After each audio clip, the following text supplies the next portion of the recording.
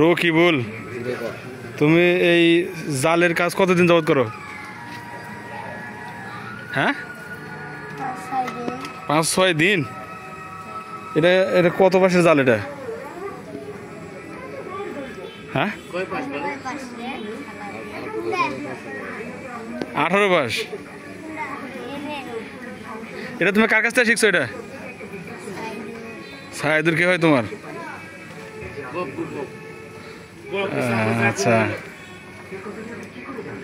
এতটুকু বাচ্চা কিভাবে যেটা কারেন্ট জাল বলে যেটা আর কি, সেটাতে কাঠি লাগাচ্ছে, ফাতা লাগাচ্ছে, যেটা আমাদের আঞ্চলিক ভাষায় বলে আর কি, বিলেত মাছ ধরে।